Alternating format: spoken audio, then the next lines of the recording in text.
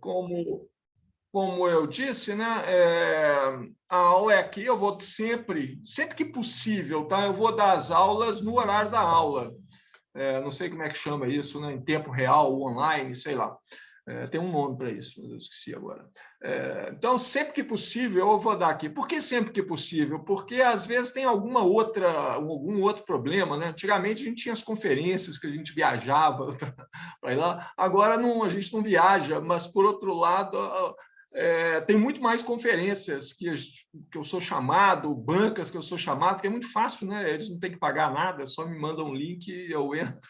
Não tem que pagar viagem, não tem que pagar estadia. Então, a consequência é que eu tenho sido chamado para muito mais bancas de defesa, de doutorado, conferências, do que antigamente. É mais fácil fazer online, né? Mas até o momento não tem nenhuma marcada no horário de aula, tá? Eu procuro sempre que possível, né? Isso não é totalmente meu controle, eu marco fora do horário de aula. Mas as aulas vão estar sempre gravadas lá no YouTube. Eu já coloquei aquela aula que eu chamei de aula zero, né? A aula da semana passada. O link fica no Moodle da turma de vocês, ou vocês podem acessar diretamente. Mas vamos lá, né? Vamos para a matéria propriamente dita, vamos começar. A aula hoje acho que é uma aula light, eu vou começar a compartilhar minha tela com vocês. Então, vocês devem estar vendo aí um quadro negro, tá? Eu me dou melhor escrevendo no PowerPoint. Eu testei vários programas, mas por alguma razão o PowerPoint funciona melhor, é mais fácil escrever, até minha letra fica melhor nele. Mas vamos lá. O que a gente vai estudar aqui é eletromagnetismo clássico. O que eu quero dizer com clássico? Mecânica clássica todo mundo sabe o que é. É uma teoria que descreve o movimento de objetos grandes, massas grandes, velocidades pequenas. Velocidade pequena? O que é velocidade pequena? Tem que dar o tamanho, né, do que é essa velocidade pequena. Velocidade pequena é uma velocidade muito menor do que a gente chama usualmente de velocidade da luz, que é a luz no vácuo, né? 3 × 10⁸ metros por segundo. Velocidades que são comparáveis com essa velocidade da luz, né? Tem que ser tratados usando a mecânica relativística.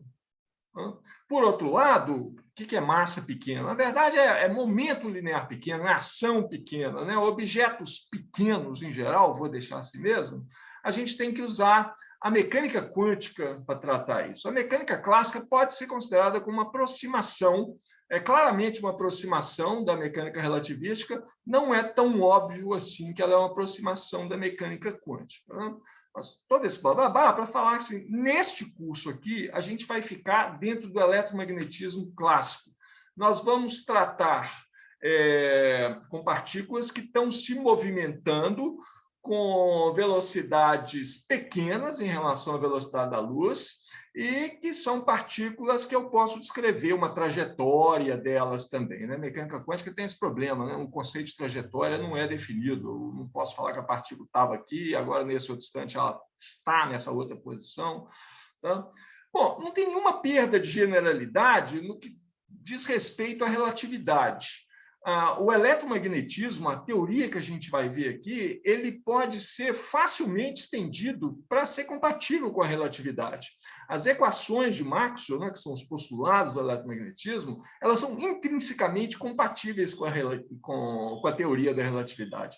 Na verdade, né, a gente pode contar essa história de como que a teoria da relatividade apareceu, a gente pode contar de um jeito bem curto assim, ó, lá pelos anos 1900, estava muito claro que ou a mecânica clássica estava errada ou o eletromagnetismo estava errado. As equações não batiam, não eram compatíveis uma com a outra. Quando você fazia transformação de um sistema de um referencial para outro, né, usando as regras da mecânica clássica, as equações do eletromagnetismo mudavam todas. Então, alguma coisa esquisita.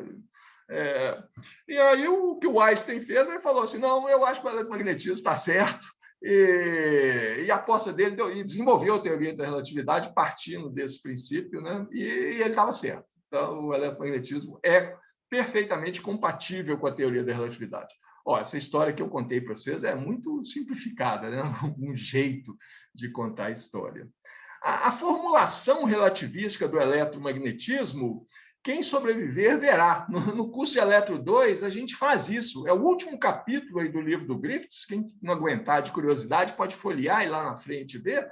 No último capítulo, ele faz a extensão das equações de Maxwell para a teoria da relatividade. A gente faz uma formulação relativística do eletromagnetismo. Mas isso fica lá para o Eletro 2. A gente tem que ver muita coisa antes.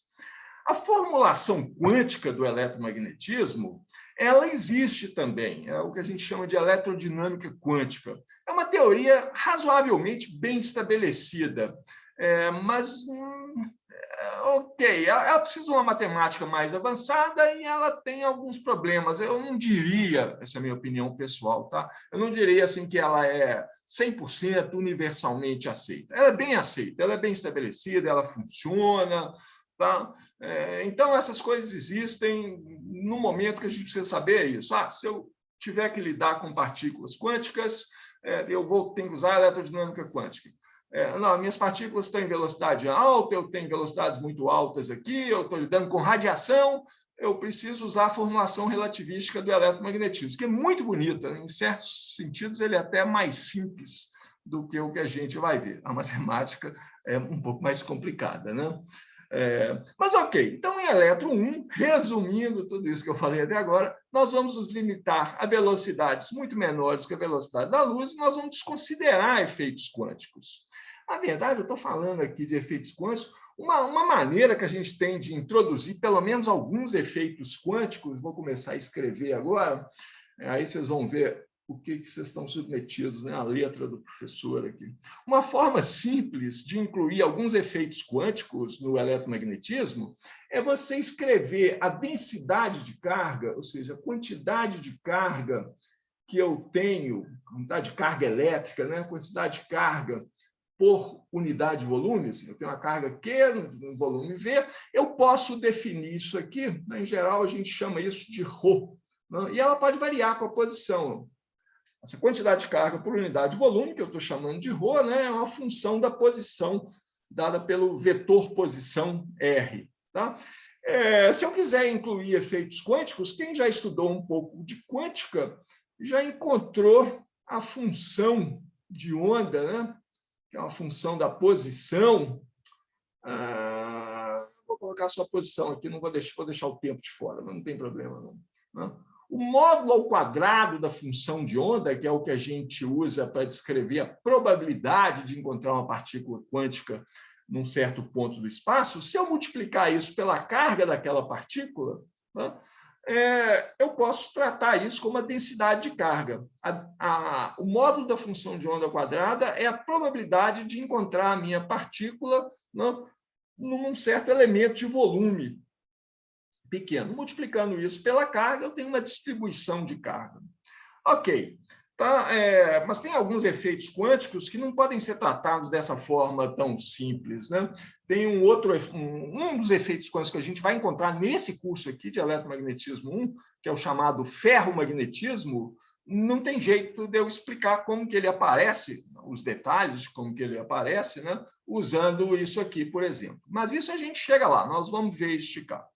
Então, voltando ao nosso eletromagnetismo clássico, então nós estamos no que eu estou chamando, né, de eletromagnetismo clássico. Velocidades pequenas, efeitos quânticos, eu não estou preocupado. Se eu tiver algum efeito quântico, eu vou... Fiz um rabisco aqui, faço questão de escrever mais certo. Aconteceu um problema que acontece. Às vezes eu aperto um botão nessa caneta aqui, e ela para de escrever. Deixa para lá. Eletromagnetismo clássico, deixa esse risco. Esse rabisco aqui vai ficar aparecendo aí um tempo, depois ele some. Não? Velocidades muito menores que a velocidade da luz, né? E vou desconsiderar efeitos quânticos. Quando a gente precisar introduzir um efeito quântico, como é o caso do ferromagnetismo, eu vou introduzir ele à força, um adendo na teoria. Né? Então, nós vamos desconsiderar efeitos quânticos. A teoria dessa forma, o eletromagnetismo dessa forma que eu estou chamando de clássico, é uma teoria muito bem estabelecida. Né? Tem assim, não tem nenhuma alteração, não aconteceu nenhuma alteração nos últimos, sei lá, 160 anos. Desde que Maxwell colocou as equações na forma final, continua do mesmo jeito. O reflexo disso, vocês sabem, né? Os livros de eletromagnetismo são todos mais ou menos parecidos, porque é a mesma teoria, não tem diferenças de opinião de um autor para outro, todo mundo concorda com o eletromagnetismo, é isso aí. O problema do eletromagnetismo é resolver as equações. São equações complicadas que aparecem lá. E elas são realmente complicadas, que a gente vai ver. Né? Mas tem maneiras diferentes de atacar essas equações. O problema básico que a gente tem no eletromagnetismo, a nossa questão básica, o problema que a gente vai procurar resolver o tempo todo, é o seguinte: se eu tenho uma partícula de carga elétrica que, numa certa posição do espaço, tá? Está aqui numa certa posição no espaço. Então, vamos colocar um sistema de coordenadas aqui. Eu vou usar um sistema de coordenadas cartesianas, né? 3 eixos x, y, z. X, y e z. Então, a posição dessa partícula aqui é especificada por um vetor posição, como eu chamei lá em cima, né? R. É isso aqui. Bom, então essa partícula está aqui na posição dada pelo vetor R. O problema que eu quero resolver no eletromagnetismo o tempo todo é qual que é a força que atua sobre essa partícula na posição R, né? Devido a uma distribuição de cargas. Eu tenho outras cargas, pode ser pontuais, pode ser uma distribuição volumétrica de cargas, eu tenho uma distribuição de cargas aqui, tá nessa região do espaço aqui. Eu quero saber qual que é a força que essa distribuição de cargas faz sobre essa carga, que usualmente a gente chama de carga de prova aqui. Né? Quero saber qual que é a força que uma carga aqui faz sobre uma carga lá. Parece um problema bobo, não é um problema irrelevante. Assim, quantas vezes na vida que eu vou encontrar um problema desse tipo? Mas é um problema muito importante. Essa força de origem eletromagnética que existe entre duas cargas, ou entre uma distribuição de carga e uma determinada carga elétrica, é o que está por trás de praticamente todas as forças que a gente tem contato no mundo real. Não? Forças de contato propriamente ditas, né? Eu encosto na mesa, empurro a mesa, a força que eu faço contra a mesa, ela tem uma origem eletromagnética. Força de atrito tem origem eletromagnética. Ligações químicas, elas ocorrem via forças eletromagnéticas. Na verdade, assim, se a gente tirar fora a força da gravidade, que é uma força muito fraca, né? Eu preciso de massas enormes, eu preciso da Terra para sentir uma força gravitacional. Eu não sinto atração gravitacional entre a cadeira que está aqui do meu lado e eu. Né? As massas são muito pequenas, a força da gravidade é muito fraca. Todas as forças que a gente sente no dia a dia, com exceção da gravidade, né? São forças de origem eletromagnéticas. Né? Os outros 2 tipos de forças que existem, interação forte e interação fraca, elas são de curto, na verdade, curtíssimo alcance. Elas só atuam em distâncias da ordem de distâncias nucleares, né? Distâncias subatômicas. Então, você não tem contato com essas forças, elas caem assim, subitamente com a distância numa escala de 10 a menos 15 metros, 10 a menos 12 metros. São forças de muito curto alcance. A gravidade é muito fraca, eu preciso só de massas grandes. Tá? As outras forças todas que a gente encontra são forças eletromagnéticas. Portanto, são forças que uma carga faz sobre outra carga, que está numa determinada posição, que pode ter uma determinada velocidade. Né? Daí a importância de estudar, de resolver esse problema básico aqui. Bom, a gente descreve essas forças eletromagnéticas, não falei que aquele risco ia ficar aqui, vocês vão ter que ignorar esse risco aqui, porque eu ainda não consegui descobrir um jeito de matar essa coisa ali. Eu seleciono ela, mando apagar, mas isso não some. Deixa eu ver se nos outros slides aqui para frente. Todos os slides vai ter isso? Que coisa chata, hein? Eu não sei o que acontece, assim, tem um botão que eu aperto aqui na caneta que faz esse negócio permanecer. Eu ainda não descobri como ele desaparece ali. Nem se eu redefino o slide, ele aparece. Desculpa por isso aqui, assim, vai ficar uma perturbação aqui. Vou escrever na parte de baixo do slide. Depois eu tento. Se eu adicionar um novo slide, hein? Se eu adicionar um slide aqui totalmente novo, ah lá, ele continua lá também, né? Bom, prometo que eu tento resolver isso depois da aula. Por enquanto, a gente ignora isso aqui.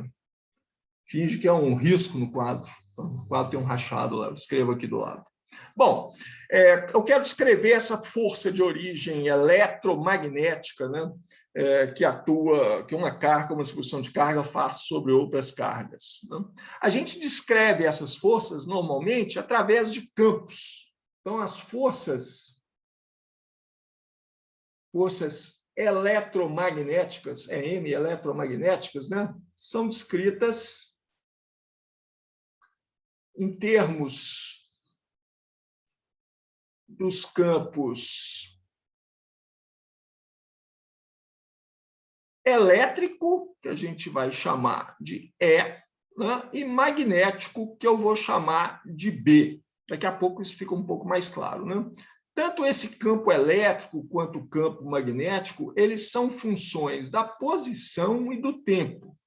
Né? Eles variam no tempo, vão mudando à medida que o tempo vai passando, e variam também com a posição. Ele pode ser diferente em cada posição. Né? São o que a gente chama de campos vetoriais. Em cada ponto do espaço, né, num determinado instante de tempo, eu associo um vetorzinho. Né? Então, eu tenho dois vetores aqui diferentes. Um que eu chamo de campo elétrico, outro que eu chamo de campo magnético. Vou definir esses campos daqui a pouco. Tá? Esses campos, assim, a gente pode pensar neles como simplesmente uma construção matemática que ajuda a descrever o problema, né, da força sobre uma determinada carga elétrica. Mas tem evidências que eles têm uma existência real. Isso é uma afirmativa perigosa de falar, né, porque a gente entra no campo da filosofia, mas essas evidências são coisas assim, esses campos eles são criados por carga elétrica, mas eles viajam pelo espaço, à medida que o tempo vai passando, eles vão andando pelo espaço com uma certa velocidade. Se eu estiver no vácuo, é a velocidade da luz, não? É o que a gente chama de radiação eletromagnética, também assunto para o Eletro 2. Não?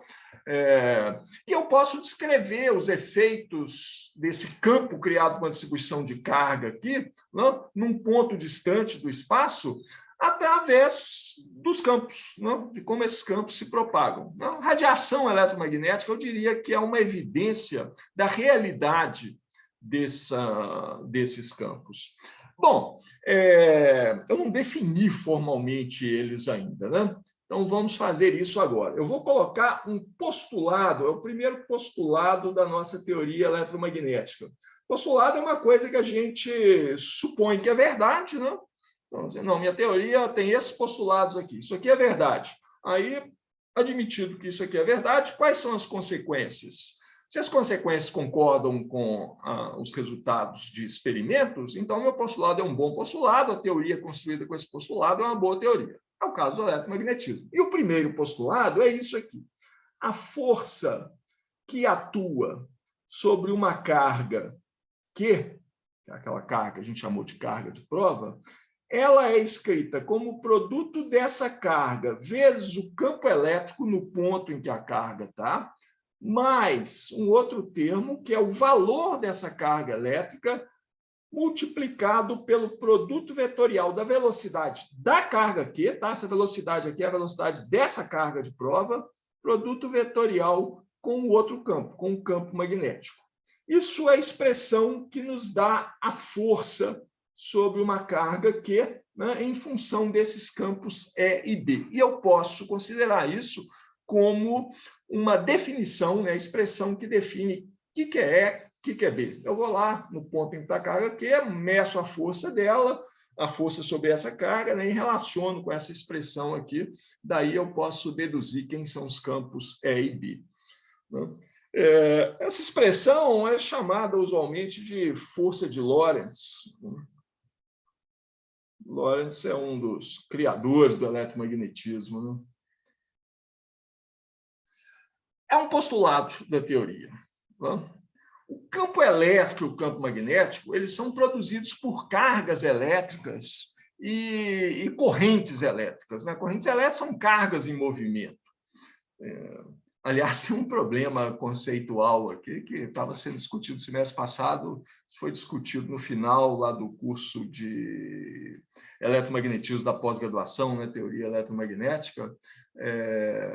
Assim, é só cargas e correntes que produzem os campos elétrico e magnético, ou variações no tempo desses campos também são fontes de campos elétricos e magnéticos? É um problema conceitual que a gente pode discutir no final do nosso curso aqui agora. A minha opinião pessoal é as fontes de campo elétrico e campo magnético são cargas e correntes elétricas. Mas a gente volta a discutir isso lá na frente. O nosso problema, então, no curso inteiro, o que a gente vai se preocupar em fazer é determinar o campo elétrico numa determinada posição, num determinado instante de tempo, e o campo magnético nessa mesma posição R, no instante de tempo T, dada uma certa distribuição de cargas elétricas, não? Valores dessas cargas, velocidades dessas cargas e posições dessas cargas, ou seja, dadas as cargas e correntes, se eu estou falando corrente elétrica, eu estou falando da velocidade das cargas também, né? Num determinado instante de tempo, como que eu acho o campo elétrico e o campo magnético num outro ponto do espaço? Bom, a primeira coisa que a gente tem que se preocupar, eu estou falando aqui de carga elétrica já há um tempão, né? Mas sem descer muito em detalhes, vamos especificar, tentar especificar o que é isso, o que é carga elétrica. Né? Carga elétrica é uma propriedade de partículas. Eu tinha que fazer esse rabisco logo no primeiro slide. Então, carga elétrica, eu olho isso como uma propriedade que algumas partículas têm. Propriedade de partícula. Se a partícula tem essa propriedade, eu digo que a minha partícula é carregada. Propriedade de algumas partículas, né? De partículas. Mas tem várias coisas curiosas sobre carga elétrica. A primeira curiosidade é que existem dois tipos de carga. Tem dois tipos de carga que a gente chama de positiva e negativa. É uma forma conveniente de tratar esses dois tipos de carga, né? Porque uma carga positiva, uma carga de um determinado tipo, pode anular uma carga do outro tipo. Assim, se eu tiver uma carga mais que, ela tem módulo que, né? E ela é do tipo positivo, e tiver uma outra carga com o mesmo módulo, valor da carga é que, mas ela é do segundo tipo, menos que, a soma total disso, mais que, menos que, se eu tiver essas duas cargas na mesma posição do espaço, isso aqui dá zero. A carga total é zero. Né? Esse objeto que possui essas duas cargas se comporta como ele se fosse neutro. A gente está acostumado com isso, né? Tem carga positiva e negativa, a gente sabe isso desde a infância, né? Não sei se vocês já pararam para pensar assim, por que tem dois tipos? Que história é essa? E por que um tipo anula o outro? São questões realmente fundamentais, assim, não teria que ser assim, não. Tá? Assim, podia ter 3, 4, 8 tipos de carga, por que não? E por que um tipo anula o outro? A razão por que isso é assim, tem algumas teorias aí, né, tentando prever isso, né, mas não tem nenhuma firmemente estabelecida. Por que tem dois tipos de cargas? É uma questão fundamental, mas no meu ponto de vista, isso hoje é filosofia. Pode ser que vire física. Se algum de vocês aí conseguir fazer uma teoria, que fala, aqui é minha teoria, aqui, ó, baseado no que aconteceu nos momentos iniciais do universo, né, lá no Big Bang, no instante tal, lá depois do Big Bang, tinha que aparecer 2 tipos de carga elétrica, olha só. Se vocês conseguirem demonstrar isso, parabéns, um prêmio Nobel é certo, né? Mas você tem que demonstrar isso, provar e propor alguns experimentos que confirmem a sua teoria. Por enquanto, nós vamos tratar, assim, a natureza é assim, e daí vamos em frente. Tá? Nós temos 2 tipos de carga, positivo e negativo. Eu falei, a gente podia ter mais tipos de carga. Tem uma teoria que assim, ela se inspira muito no eletromagnetismo, né? A cromodinâmica, que é a teoria que a gente tem para interação forte. A cromodinâmica ela tem muita similaridade com o eletromagnetismo, e nela eu tenho 3 tipos. Não é carga, eles chamam de cores. Eu tenho 3 tipos de cores, normalmente chamam. Não são cores de verdade, não, tá? São 3 tipos de propriedade. É uma determinada propriedade que as partículas podem ter, que tem 3 tipos diferentes. Na falta de um nome melhor, chamado de cores. Físicos têm essas peculiaridades de fazer gracinhas, né? Azul, vermelho e verde, se não me engano. Tem as 3 cores e tem 3 anticores. Tem o anti-azul, o anti-vermelho e o anti-verde também. Né? Isso é a cromodinâmica quântica.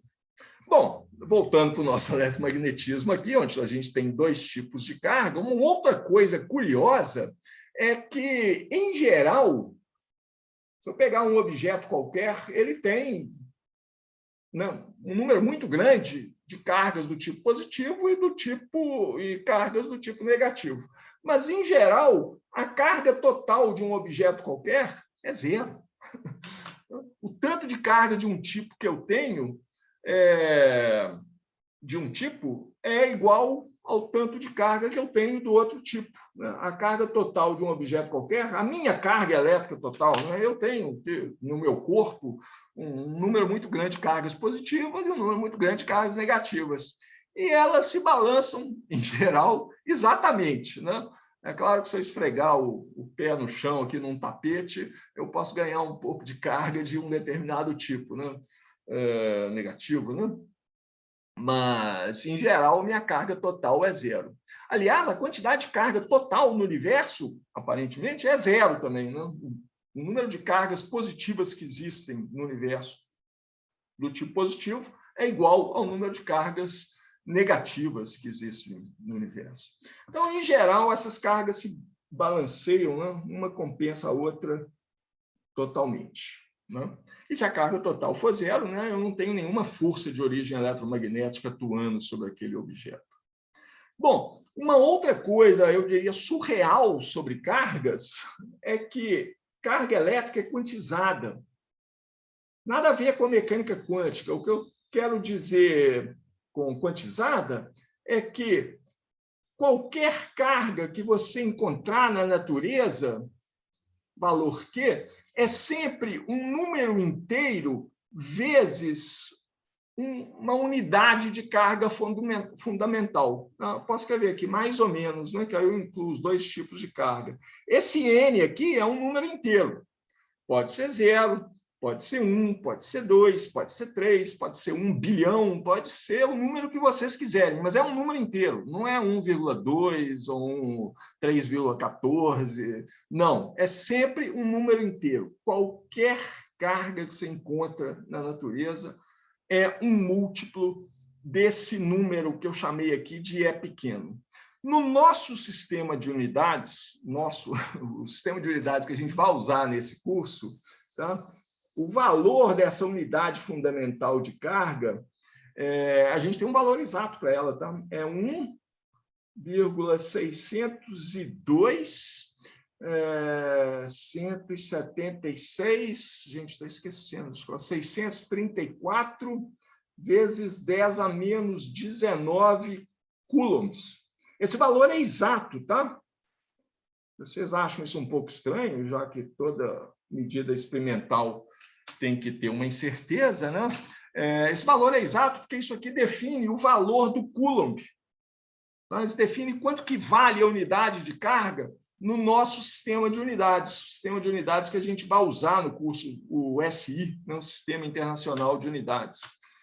Então, isso recentemente, o valor da unidade fundamental de carga foi fixado com esses números que estão aqui, se eu não errei nada, tá? Para definir quanto que vale um coulomb. Ok, antes que alguém reclame e falasse, não, mas eu ouvi falar que existe cargas que é 1/3 dessa carga fundamental. Sim, existe. Quer dizer, a gente acha que existe, ninguém viu de verdade, né? As partículas que constituem os chamados baryons, né? Próton, nêutron. Próton e nêutron são partículas compostas. Eles têm cargas que podem ser 2/3 da unidade fundamental de carga, ou então pode ser, eu acho que pode ser mais ou menos 2/3 e pode ser mais ou menos 1/3. Eu tenho quarks com esses 4 valores possíveis de carga, que é uma fração exata, é 1/3, né, ou 2/3 da unidade de carga fundamental. Agora, eu falei, ninguém nunca viu um quark. Assim, quark, eles são constituintes dos nêutrons, prótons e outras partículas, que a gente chama pelo nome genérico de báryon, né? Mas ninguém nunca viu um quark sozinho, eles não existem sozinhos. Quark só aparece em combinações, né? Ele só aparece em combinações que têm carga, uma partícula constituída por combinações, dá para entender, né? Combinações com carga 0, que é o caso do nêutron, né? Ou então, mais ou menos mas é o caso do próton, né? O próton, por exemplo, ele é formado por... Isso é teoria, tá? Assim, tem alguns experimentos que dão suporte a essa teoria, mas, como eu disse, não tem nenhuma observação direta de um quark. Um próton é formado por 2 quarks up. Os quarks têm nome, em português sou estranho, em cima, embaixo, só sei falar em inglês. Up, down, top, bottom, esqueci os outros 2, tem 6 tipos de quarks diferentes, né? O próton é formado por 2 quarks up, mais um quark down. Os quarks up, eles têm carga 2/3 de E, então aqui eu tenho 2/3 de 2/3 de E, vezes 2, né? Que dá 4/3 da carga fundamental, mais um quark down, e o quark down tem carga menos 1/3 de E.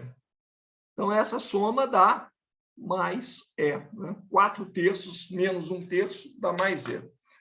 Então, tá, por que é assim? De novo, isso a gente cai na filosofia, né?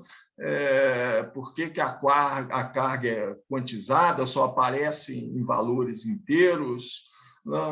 Se você falar assim, não, mas espera aí, vamos considerar quarks, tem 1/3 de E, você só muda o valor da quantização, né? Então tá bom, tudo bem. Então, assim, a unidade fundamental é 1/3 de E, mas continua sendo quantizada, ok? Por que é assim? A gente não sabe, não. Tem algumas teorias, tá? Tem algumas teorias que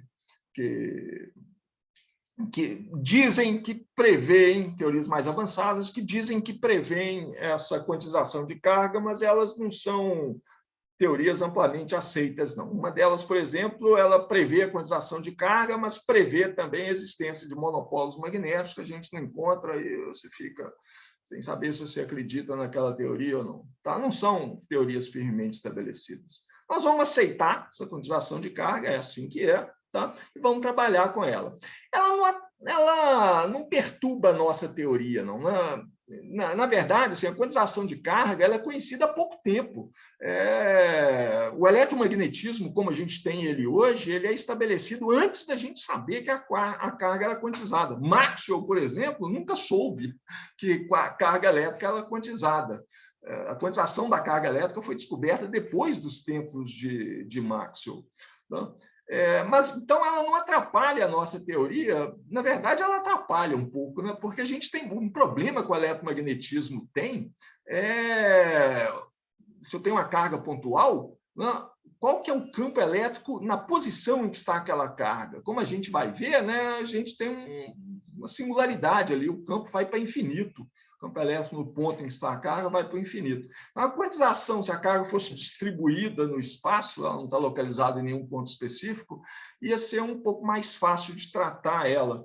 E, em geral, é o que a gente faz no eletromagnetismo. Nós vamos encontrar esse problema, né, de quando eu vou para a posição da carga em R igual a zero, qual que é o campo elétrico, a gente vai encontrar esse problema várias vezes no curso e sempre vamos dar um jeito de dar uma volta nele. O que mais que eu tinha que falar para a quantização de carga?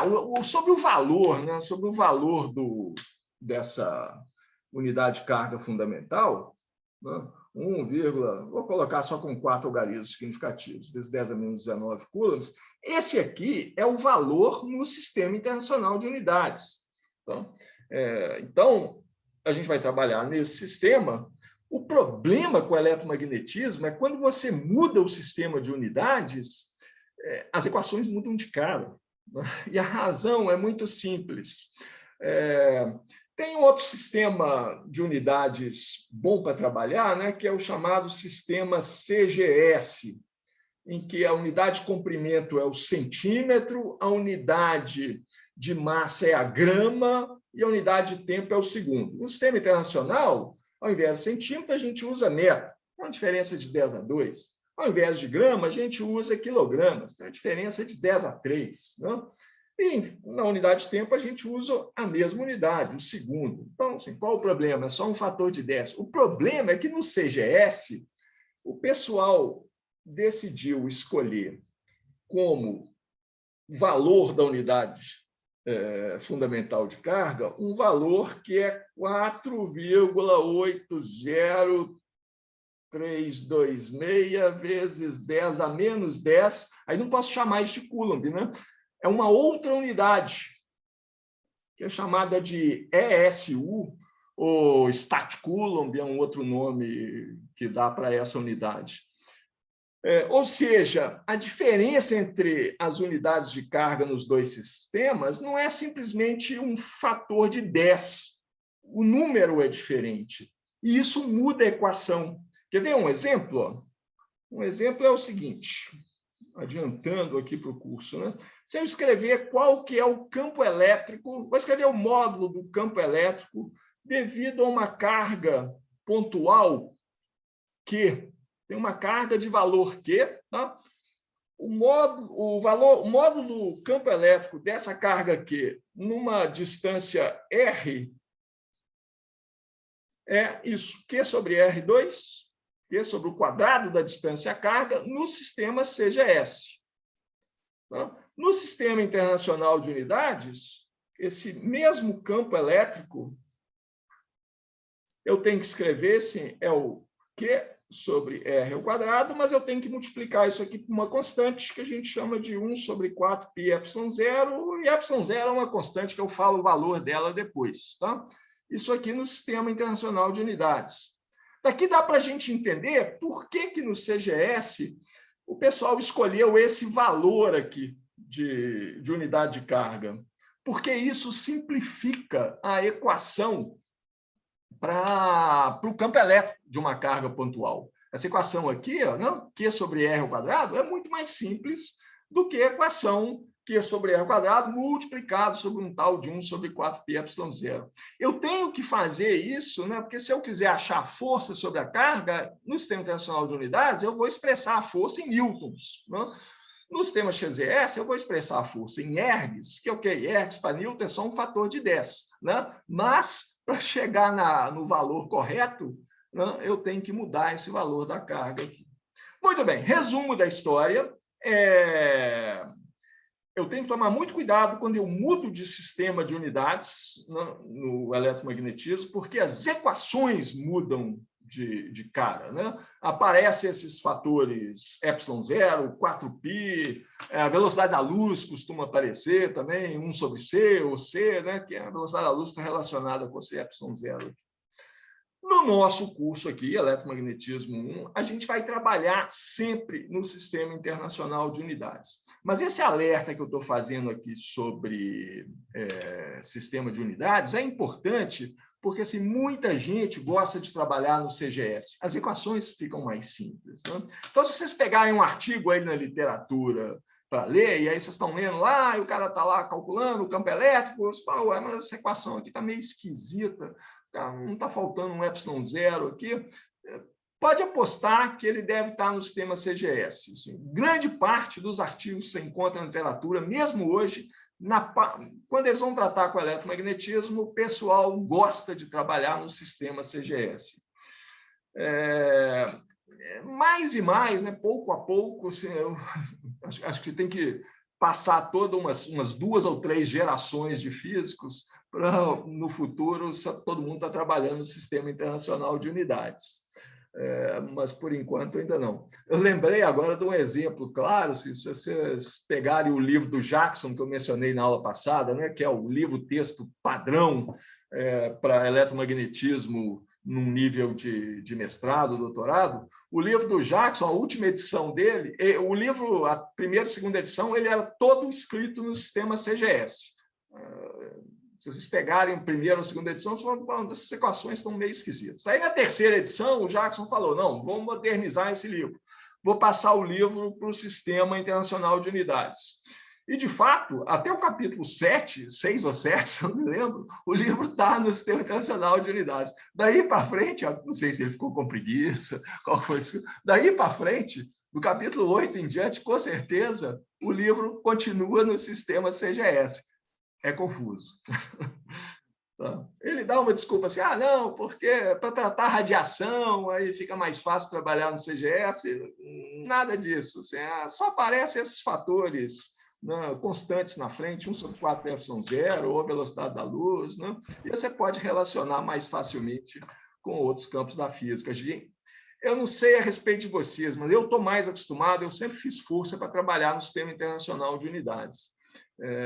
Então, para mim, é mais confortável. Ok, nesse curso aqui, sempre Sistema Internacional... Professor.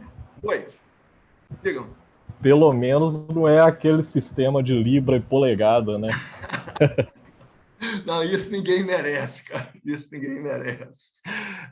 Realmente, esse é difícil demais de entender por que existe, uma coisa antiga. É pior, eu morei na Inglaterra um tempo, né? Eu fiz meu doutorado na Inglaterra, e a Inglaterra está tentando converter para o sistema métrico, mas eles não conseguem. Então, você encontra assim, você vai comprar 1 litro de leite no supermercado, ou você encontra uma embalagem de 1 litro, mas tem escrito quanto que é aquele volume, né? E pés cúbicos, nem lembro o que eles usam. Ou então você encontra eles usam para medir de volume, eles usam o pints, né? Então você encontra uma embalagem que é 0,468 pints, não lembro mais qual que é a conversão. A embalagem é de um tamanho desse sistema chamado imperial, né? Mas o valor está escrito em litros e aí é um valor todo quebrado. Não, pelo menos não é isso, tá? Bom, mas com o tempo a gente acaba acostumando com esses 2 sistemas de unidades, né? Mas vamos preferir trabalhar no sistema internacional sempre. Ok. Tem mais uma coisa importante sobre carga elétrica, né? Que é uma coisa curiosa também, mas essa é mais, não sei se é mais fácil ou mais legal de entender. Carga elétrica é conservada. A carga total do universo é sempre a mesma. Falei que é 0, né? Todas as evidências é que a carga total do universo é nula, né? Então, ela é nula e continua sendo nula. A carga elétrica total do universo toda é conservada. Mas é mais do que isso. É uma chamada conservação forte. É uma conservação local. Essa conservação local é, às vezes, chamada de conservação forte. Eu prefiro chamar de local porque ela expressa bem o que eu quero dizer com isso, né? Por conservação local, eu quero dizer o seguinte: se sumir uma carga mais que neste ponto aqui do espaço, tá? Tem que sumir uma carga menos que naquele mesmo ponto. Não pode sumir só mais que aqui, né? E some uma outra carga menos que, de tal maneira que o balanço total de cargas fica o mesmo, né? Se a carga mais que sumiu aqui, não pode sumir a carga menos que lá na esquina, ou mesmo aqui do lado. Tá? Não pode. Assim, aqui apareceu uma carga mais que, e aqui apareceu uma carga menos que. Antes eu tinha 0 cargas, agora eu tenho mais que, menos que, continuo tendo 0. Só que o mais que apareceu aqui, o menos que apareceu aqui, isso não acontece. Isso nunca acontece. Tá? Se aparecer uma carga mais que aqui, a carga menos que tem que aparecer juntinho com ela. Depois elas podem se afastar, claro. Não? É difícil afastar uma carga positiva da negativa, mas se elas forem criadas com momento linear oposto, né, isso acontece. Isso é observado. Tá? O que não é observado é aparecer uma carga numa posição e a outra que compensa ela aparece numa posição que pode ser muito próxima, mas não acontece. Então, tem que ser no mesmo ponto do espaço. É uma conservação local. E essa conservação de carga local, ela está contida nos postulados fundamentais do eletromagnetismo, as equações de Maxwell. As equações de Maxwell são consistentes com essa conservação de carga. Nós vamos ver isso, tá? Você obtém, a carga se conserva, olha aqui, eu manipulo as equações de Maxwell desse jeito, a carga se conserva. Ou, por outro lado, eu posso partir do postulado de que a carga tem que se conservar localmente, né? E daí eu tiro uma conclusão sobre como devem ser as equações de Maxwell. Eu posso ir para um lado ou para o outro. De qualquer forma, a conservação de carga ela existe e é local. Mas, ok, vamos voltar ao nosso ponto, ao nosso problema fundamental. Né? Nós falei algumas generalidades, propriedades de carga elétrica, né? Mas o que a gente quer saber, não, o que a gente quer saber o tempo todo é qual que é a força que atua sobre uma determinada carga elétrica, que seja ela positiva ou negativa, seja o valor que for. Eu sei que é um número inteiro da carga fundamental, mas qual que é o valor dessa força? E a força é um vetor, né? Então, ela é dada por esse postulado que eu mencionei lá atrás, né? É o valor dessa carga, sobre a qual eu estou querendo determinar a força, né? Vezes o campo elétrico naquela posição que a carga está, mais o valor da carga, de novo, que multiplica a velocidade dessa carga aqui, produto vetorial com outro campo, que é o campo B. Isso é um postulado, né? É o postulado que a gente vai usar aqui. Então, o nosso problema passa a ser determinar o campo elétrico e o campo magnético. Se eu tiver o campo elétrico e o campo magnético, e eu suponho que o valor da carga e a velocidade dela são dados, né? São meus pontos de partida do problema, se eu achar o campo elétrico e o campo magnético, determinar a força é trivial, força que age sobre essa carga. Esses campos elétricos, o campo elétrico e o magnético, né, são vetores, na verdade, campos vetoriais. Né? O campo elétrico numa posição qualquer R, vou deixar o tempo de fora por enquanto. Tá? A gente vai começar a trabalhar em problemas estáticos que não mudam no tempo, então, por enquanto, eu vou deixar o tempo de fora, mas lembram lá, olha, o campo elétrico pode depender do tempo também. Por enquanto, vou só preocupar com o campo elétrico na posição R, ele tem uma componente na direção X, né? Eu vou aproveitar para já introduzir a notação. Vou usar a mesma notação do livro, né? Vou usar como vetores unitários das 3 direções do espaço X chapéu, Y chapéu e Z chapéu. Então, o vetor campo elétrico, campo vetorial, campo elétrico, ele tem uma componente na direção X chapéu, ao longo do eixo X, né? Uma outra componente que eu estou chamando de E índice Y na direção Y chapéu, e uma terceira componente na direção Z chapéu. Todas essas componentes aqui, ó, é X, é Y, é Z, elas são funções da posição. Né? Então, assim, o EX ele é uma função de X, de Y e de Z. Pode variar nas 3 direções do espaço. É a função, uma função que está nessa direção aqui. Tá? Mesma coisa para as outras componentes. É Y, eu posso indicar assim, né? Y é uma função de R, é uma função da posição. que é especificada por x, y, z, pelas coordenadas, né, que determinam o vetor R.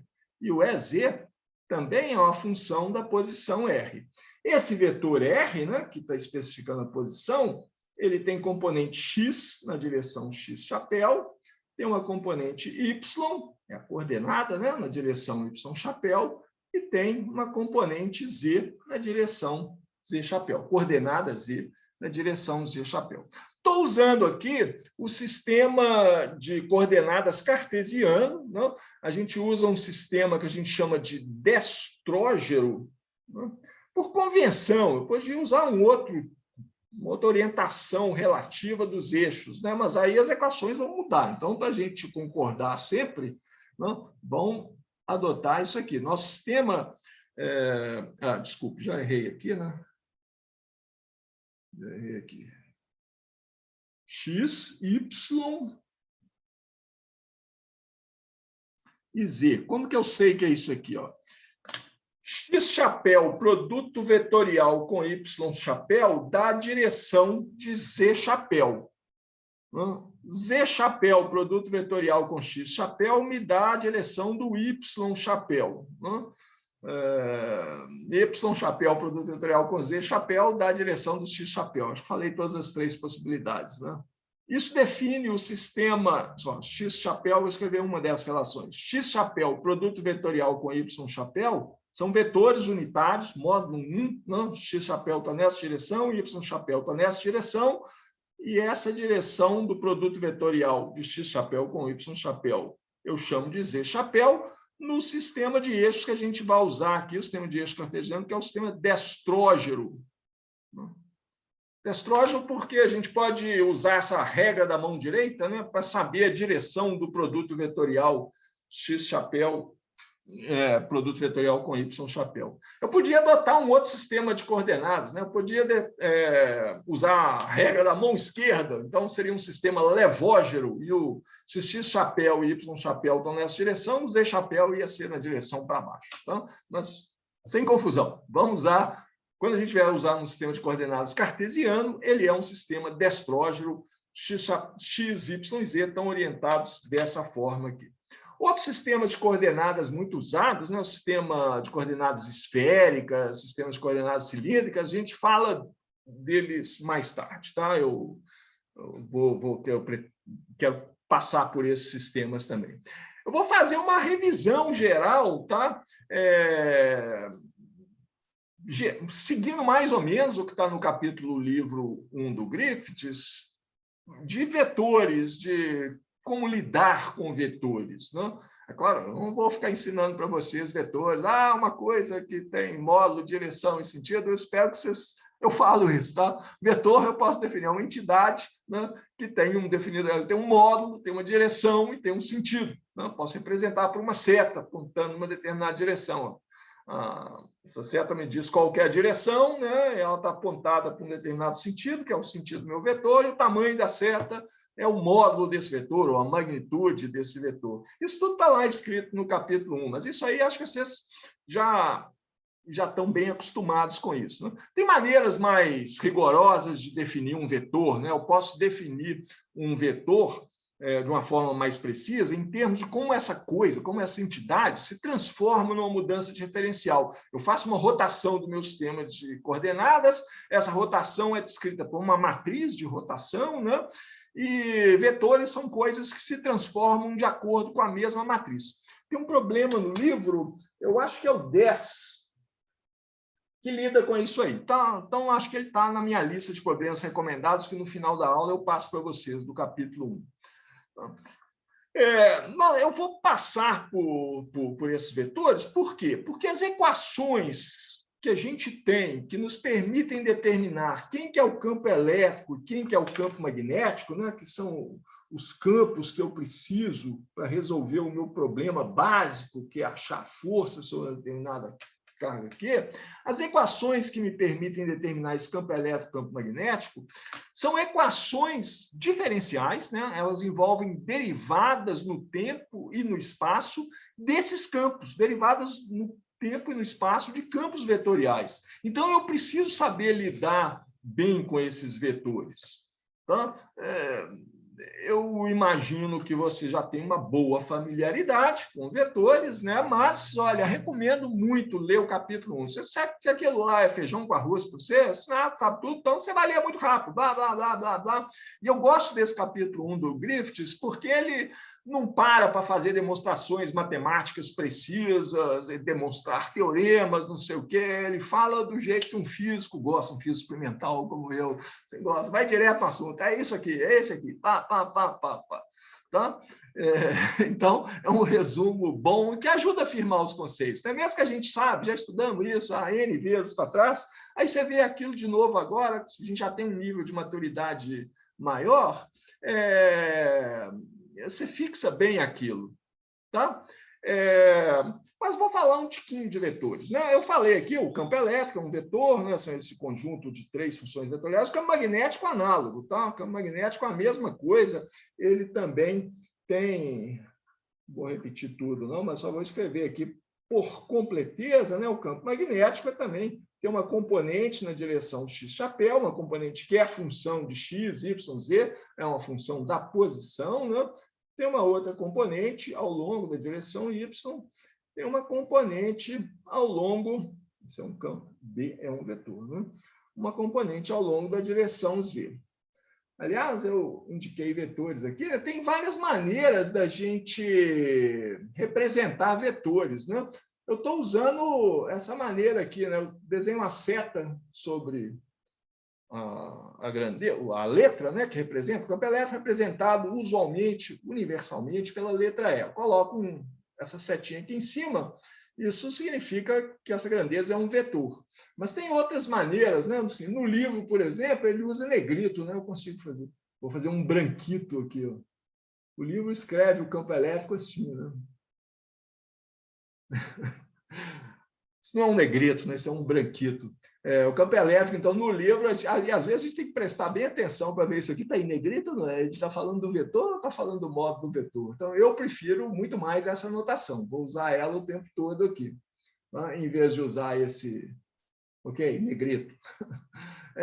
Mas tem outras maneiras, tem alguns livros que eu já encontrei que indicam vetor assim, com um sublinhado em volta da letra. É bastante confuso, tá?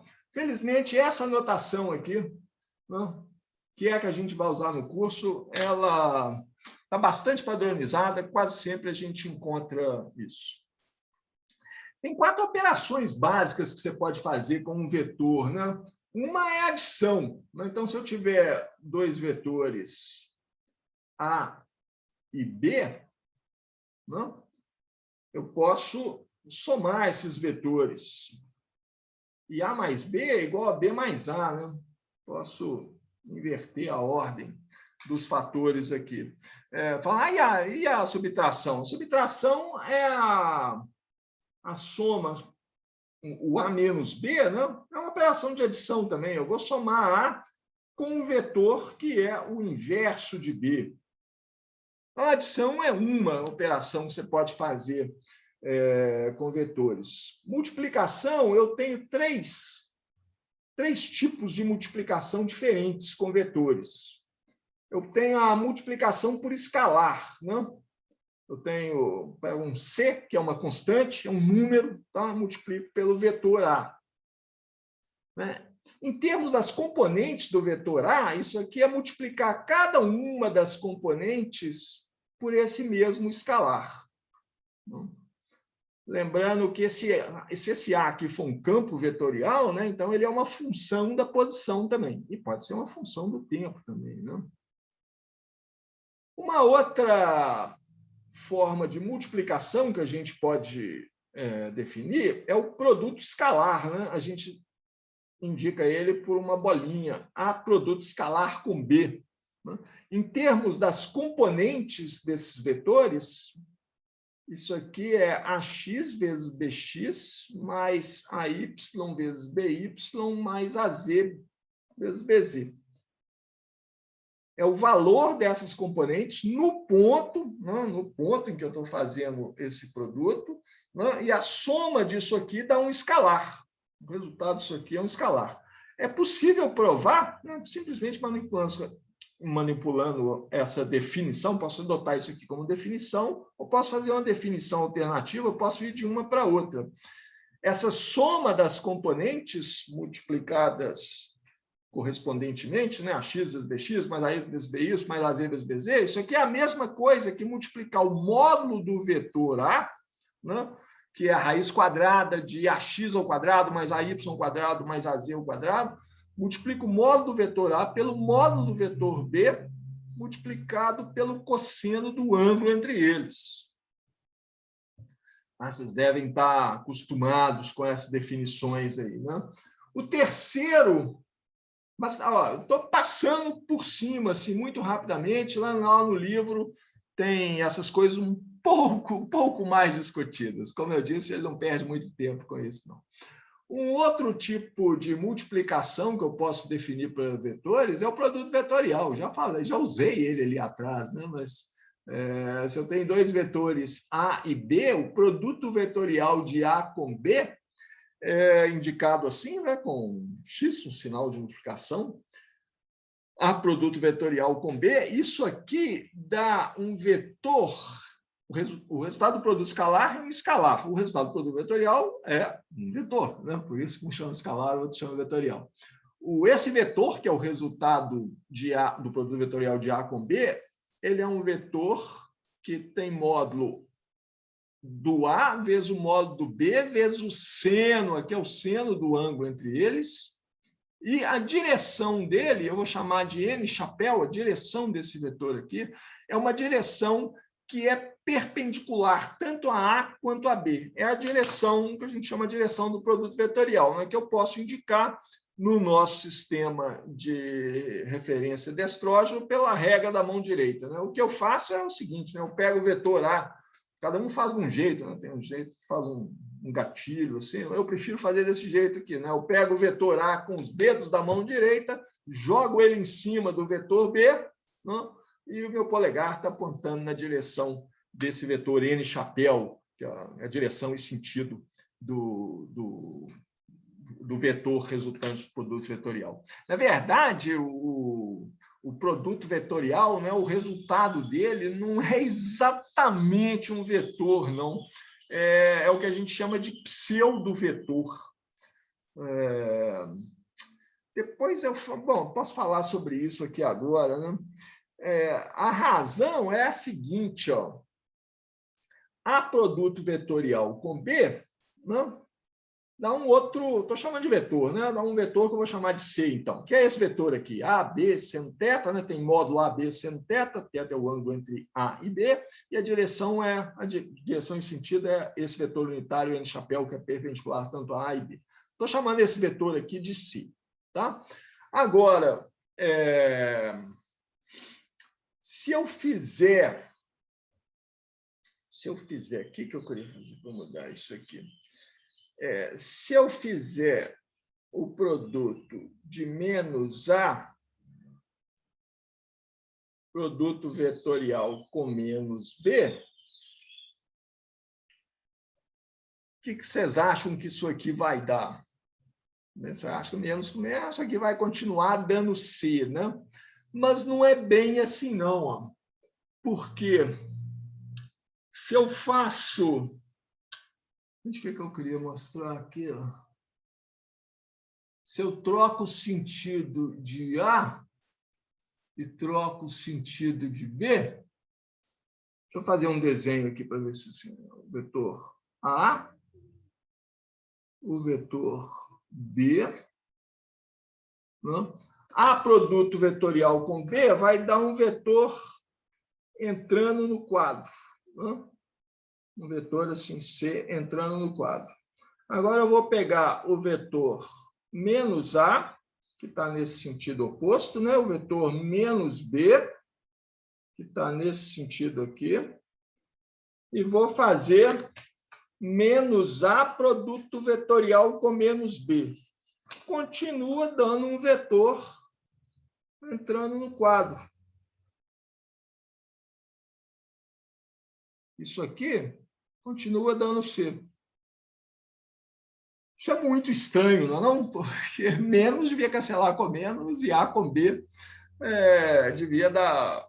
Ah, não, e deu mesmo, né? Deu C do mesmo jeito. Desculpa, gente, eu queria mostrar uma coisa peculiar aqui, isso que é o pseudo-vetor, mas eu falo sobre isso depois. Deixa isso para lá. Vou apagar isso aqui.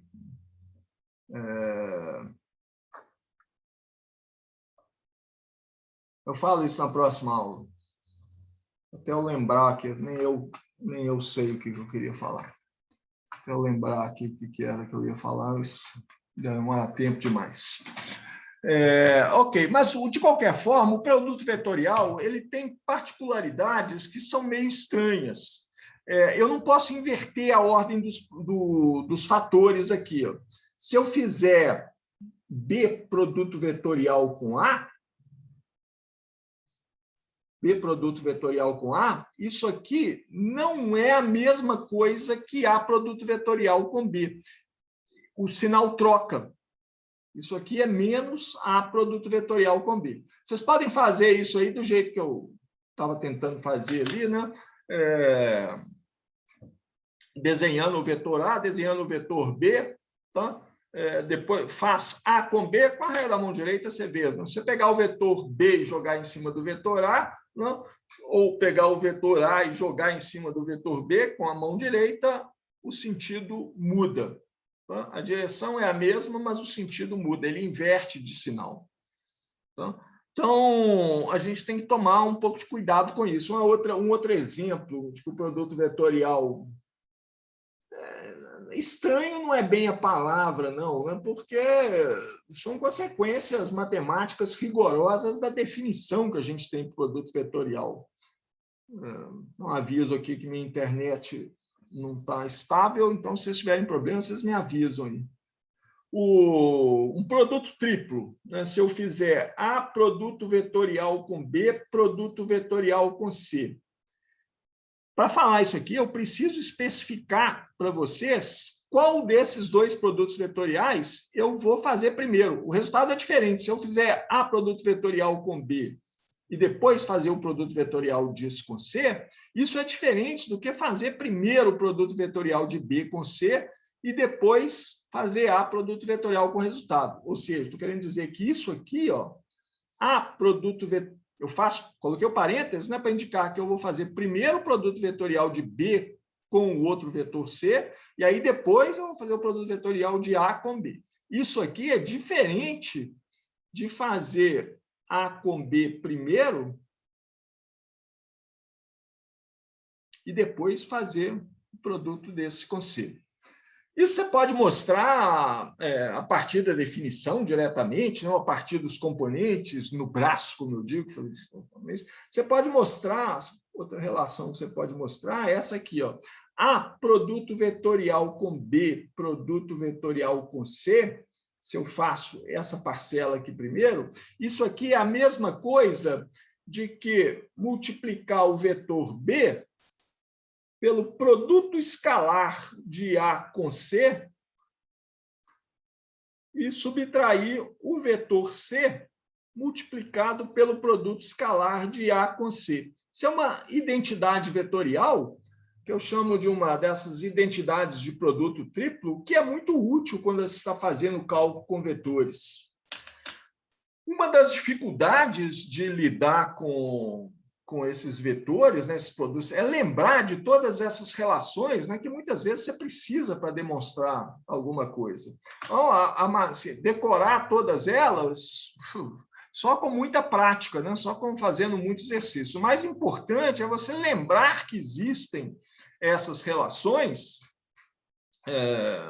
Por exemplo, uma outra relação que é muito útil. Agora eu estou colando aqui do livro. Outra relação que é muito útil é essa aqui, ó. Vetor A, produto escalar com o vetor que é resultante do produto vetorial de B com C, isso aqui é a mesma coisa do que B, produto escalar com o produto vetorial de C com A, que é a mesma coisa que C, produto escalar de A com B.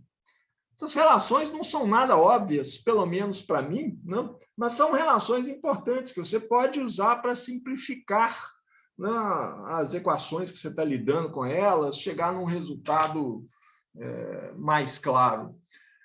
Elas podem ser demonstradas explicitamente, você pode reduzir isso aí às componentes, né, dos vetores e fazer no braço mesmo, né? Ou tem outros caminhos mais elegantes para demonstrar as relações, mas você não precisa saber ela de cor, não, né?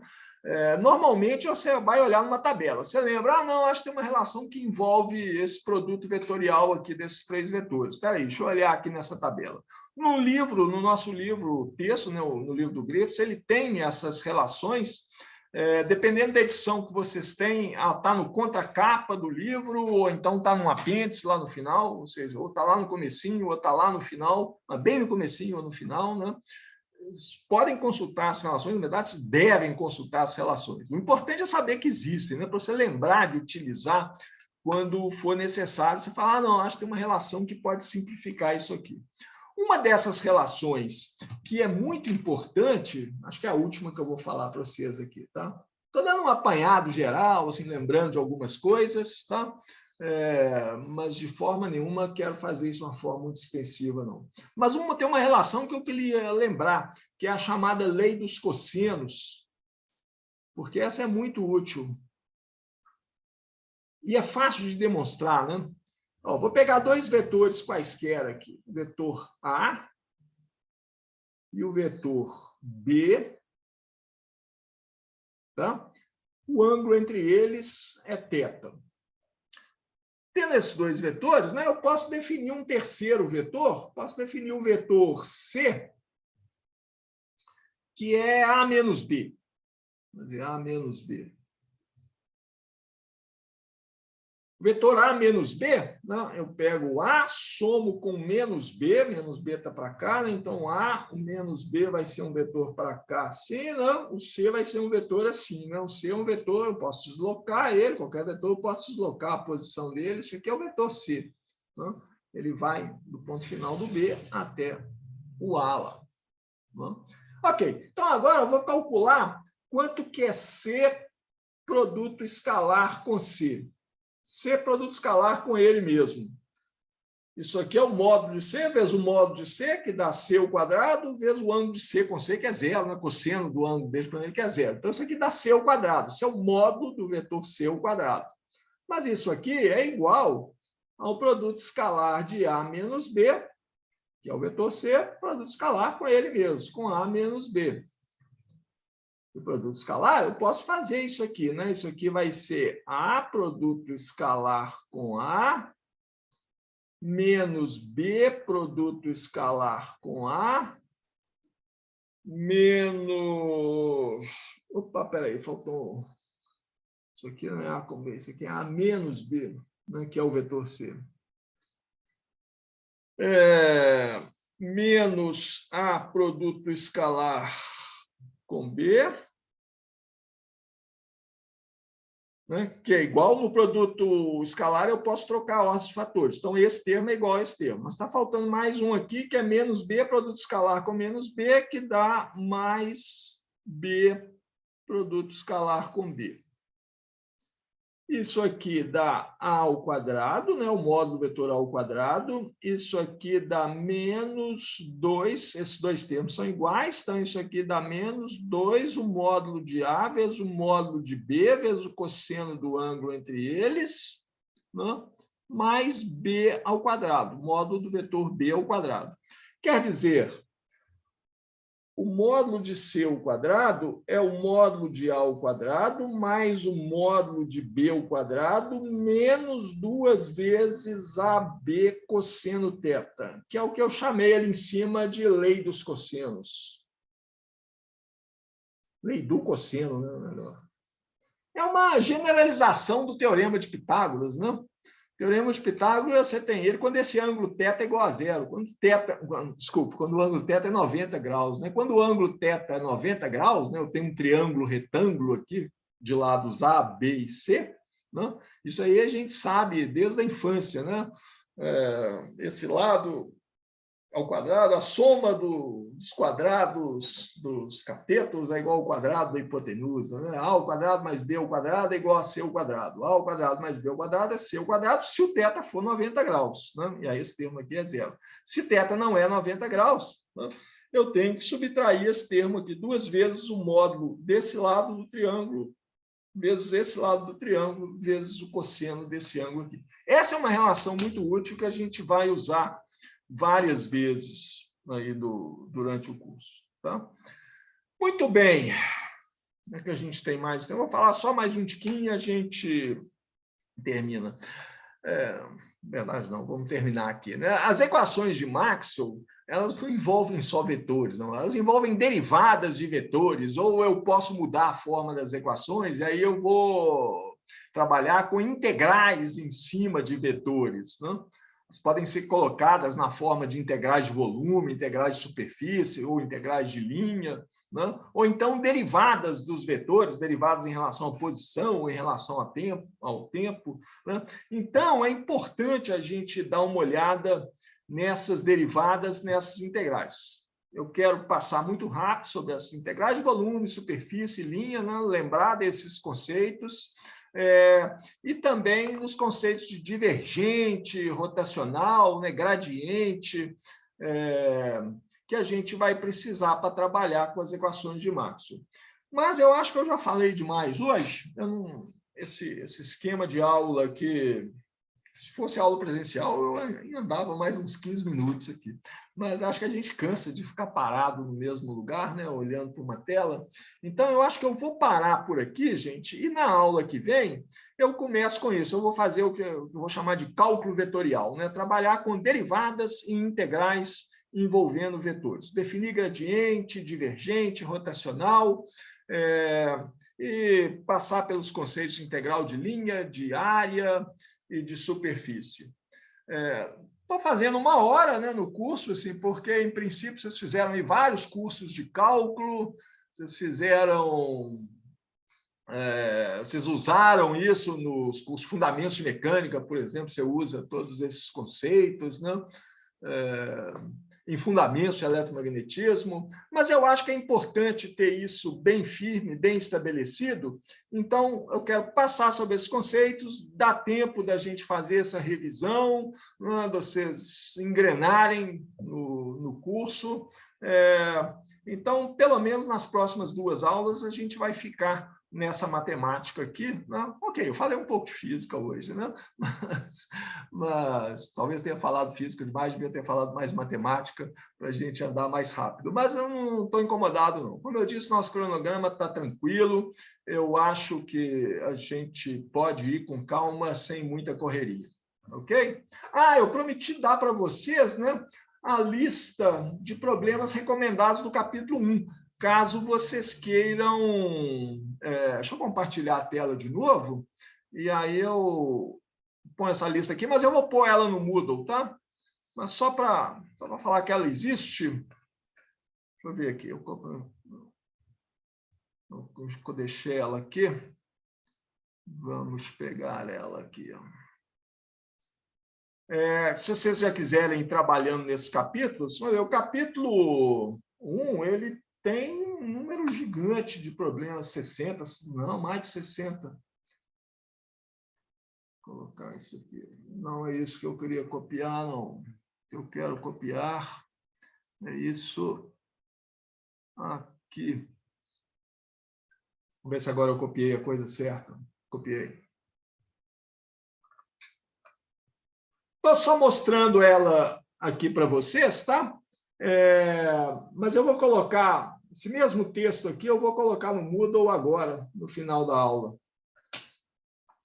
Tem alguns, o problema 10 eu mencionei hoje, coloquei aqui 3ª edição e 4ª edição. Vocês podem usar a edição que vocês quiserem, né? A diferença entre elas é muito pequena e ela aparece nos problemas. Por exemplo, até aqui o problema 16, pelo menos, é o mesmo problema, tanto na 3ª quanto na 4ª. Mas aí ele acrescentou algum problema aqui a mais na 4ª edição, o 19 da 3ª virou o 20 da 4ª edição. Aí acrescentou só um problema lá atrás. Na aula que vem eu já chamei a atenção para o problema 10 hoje, né, que é um problema interessante. Tem outros aqui. O 61, 62, 63, eles são curtinhos, também são interessantes. Bom, todos esses aqui estão recomendados porque eles são interessantes, tá? Então, recomendo fazer todos eles. Por mais assim, especialistas que vocês sejam em trabalhar com vetores, derivadas de vetores, integrais de linha e superfície, façam isso aqui. Tem coisa nova, prometo que tem coisa nova, tá? E, na pior das hipóteses, vai ajudar a afirmar esses conceitos. Na aula que vem, a gente faz pelo menos um desses aqui na aula. Não quero fazer todos, porque eu tenho que deixar o serviço para vocês fazerem. Ok, gente, vamos parar por aqui. Alguma dúvida, alguma pergunta? Professor, Oi. tá me ouvindo, né? Meu microfone ele fica ligando, desligando. Eu acho que eu consegui resolver aquele problema ápice do PowerPoint. Olha lá. Do PowerPoint? Ah, sei, esse aqui? É. Diga. Clica em exibição, slide mestre. Não sei se está em exibição ou revisão. Vou partilhar aqui de novo para a gente ver se vocês me ajudam a ver se funciona. Ah, tem que ver o slide mestre. O slide mestre ele está num lugar. Revisão, eu acho. Completamente. Ah, ele está aí, ó. Exibir, slide mestre. Exibir, slide mestre. À esquerda, isso. Talvez seja aí, não sei como é que funciona seu caneta aí. No primeiro slide, acho que está no segundo. Deixa eu tentar. Primeiro eu vou apagar esse risco, eu consigo apagar. Você está falando assim, eu apago ele aqui no slide mestre. Só que está no segundo slide. Tenta ir no primeiro. Eu acho que eu já tentei isso, viu?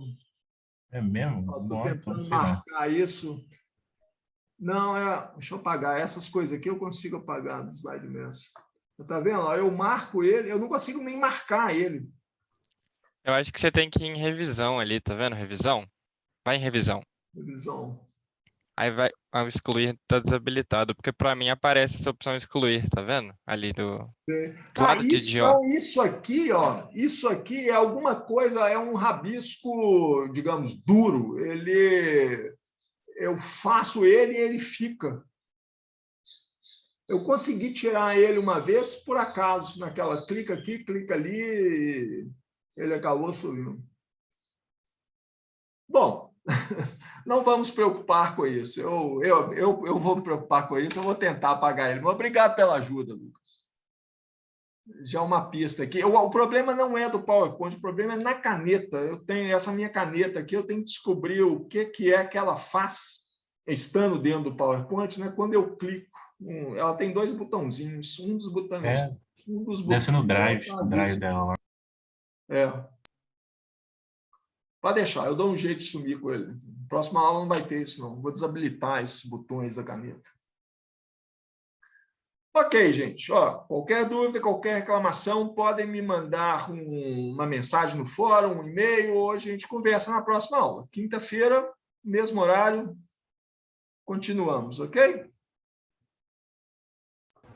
Boa tarde. Tchau, professor. Ok. Obrigado. Boa tarde, obrigado, Certo, Matheus. professor. Boa tarde para Obrigado. vocês, bom final de dia. Boa tarde, obrigado. Boa tarde, professor. Valeu, professor. Tá aqui. Boa tarde, professor. Até mais.